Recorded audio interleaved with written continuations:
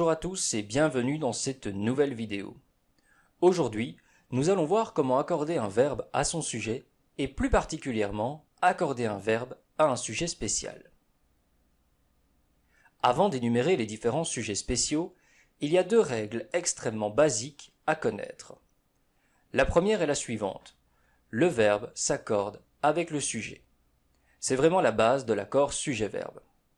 Donc, dans cette phrase, je mange une pomme, le verbe est mange et son sujet est je.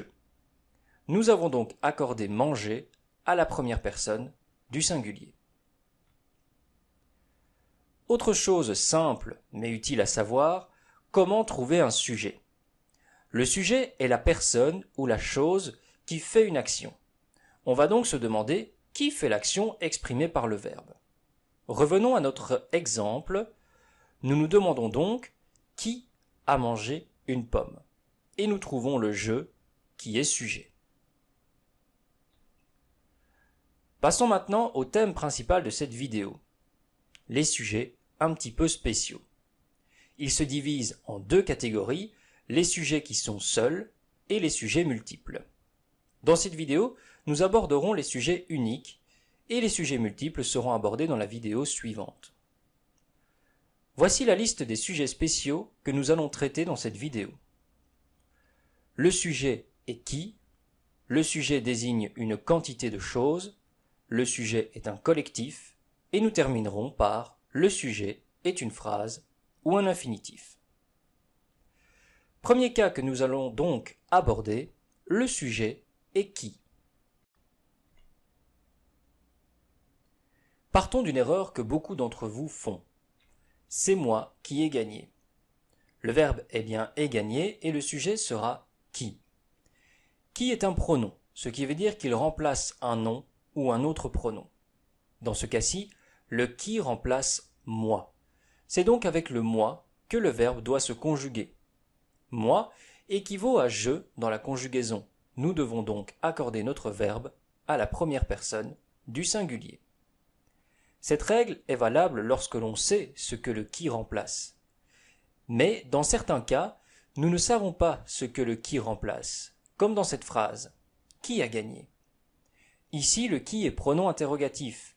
Il remplace de nouveau un nom ou un pronom, sauf que nous ne savons pas exactement qui il remplace. Dans ce cas-là, l'accord se fera à la troisième personne du singulier. Sujet suivant que l'on va analyser, le sujet désignant une quantité. Voici une première phrase que l'on va analyser.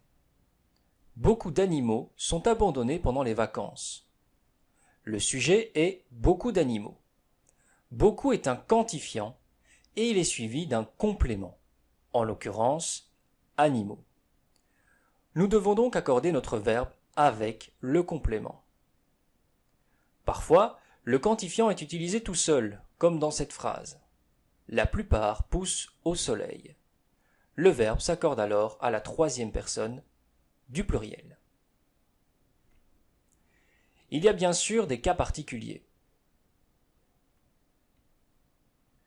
Prenons l'exemple du quantifiant plus d'un. Plus d'un technicien a essayé de réparer cette télévision. Le quantifiant est donc plus d'un et son complément est technicien. On pourrait se dire que plus d'un technicien veut dire qu'il y en a eu plusieurs, et donc que l'on va accorder notre verbe au pluriel. Mais non. Comme nous devons accorder notre verbe avec le complément, il faut l'accorder avec le technicien, qui est au singulier. La règle est la même lorsque plus d'un est utilisé seul. Plus d'un m'a regardé avec étonnement. Plus d'un utilisé seul ne s'accorde pas au pluriel, comme le reste des quantifiants, mais bien au singulier car on tient compte du mot un dans le quantifiant.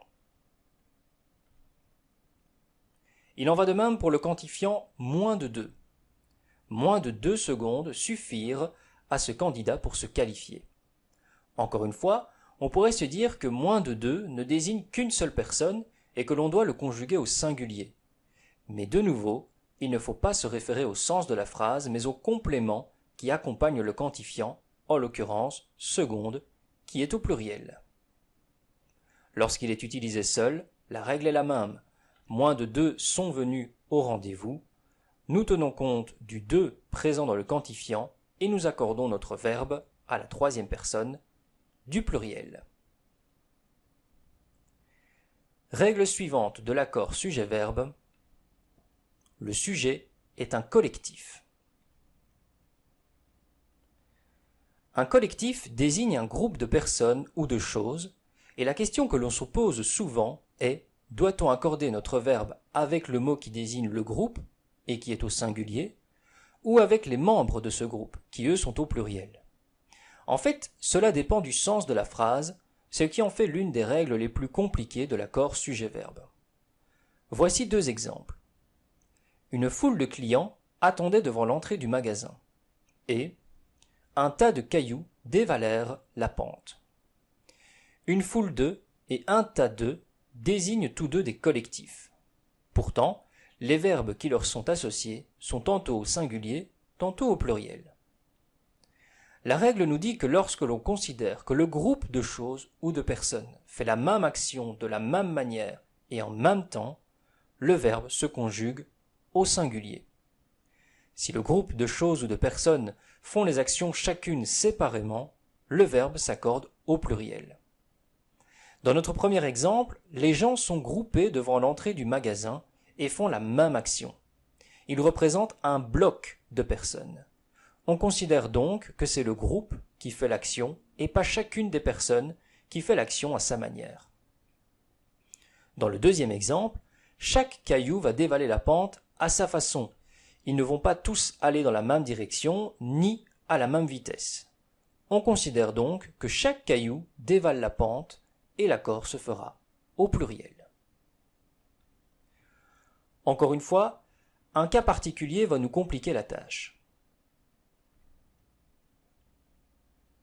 Il s'agit du sujet « le peu de », comme dans ces phrases. Le peu d'efforts qu'il a fourni n'a pas suffi à l'amener à la réussite. Et le peu de mouvements effectués le faisait transpirer. Encore une fois, pour expliquer pourquoi l'un est accordé au singulier et l'autre au pluriel, il va falloir faire attention au sens de la phrase. Dans la première phrase, les efforts n'ont pas suffi à réussir. On exprime donc une insuffisance, un manque. Tandis que dans la deuxième phrase, même s'il n'y a pas eu beaucoup de mouvements, ils ont suffi à le faire transpirer. Donc, il faut accorder le verbe à la troisième personne du pluriel. Voici le dernier cas que l'on va aborder dans cette vidéo. Le sujet est une phrase ou un infinitif.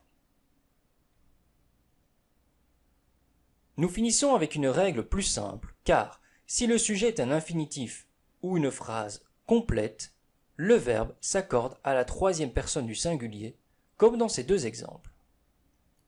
Respirer est essentiel pour vivre, et que tu viennes à ma fête me ferait plaisir.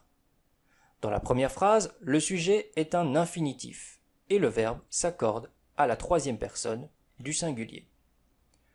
Dans la deuxième phrase, le sujet est une phrase complète, et le verbe s'accorde aussi à la troisième personne du singulier. Petit récapitulatif. Lorsque le sujet est le pronom qui, soit il remplace un nom ou un pronom, dans ce cas-là le verbe s'accorde avec ce nom ou ce pronom, soit il est utilisé seul dans une question, dans ce cas-là le verbe s'accorde à la troisième personne du singulier. Lorsque le sujet est un quantifiant, s'il est suivi d'un complément, le verbe s'accorde avec celui-ci. S'il est employé seul, le verbe s'accorde à la troisième personne du pluriel. Si le quantifiant est plus d'un, le verbe s'accorde à la troisième personne du singulier. Et si le quantifiant est moins de 2, le verbe s'accorde à la troisième personne du pluriel. Lorsque le sujet est un collectif, soit on considère que c'est tout le groupe qui fait la même action au même moment et de la même façon, alors le verbe s'accorde à la troisième personne du singulier, soit on considère que chaque membre du groupe fait l'action à sa façon, alors le verbe s'accorde à la troisième personne du pluriel. Dans le cas de le peu de, si le peu de choses que l'on exprime ont suffi à faire quelque chose, on accorde le verbe à la troisième personne du pluriel. Par contre, si le peu de choses n'a pas suffi à faire quelque chose, on accorde le verbe à la troisième personne du singulier. Enfin, si le sujet est une phrase complète ou un infinitif, le verbe s'accorde toujours à la troisième personne du singulier. Voilà, je vous remercie d'avoir regardé cette vidéo et je vous dis à bientôt pour la suite de l'accord sujet-verbe.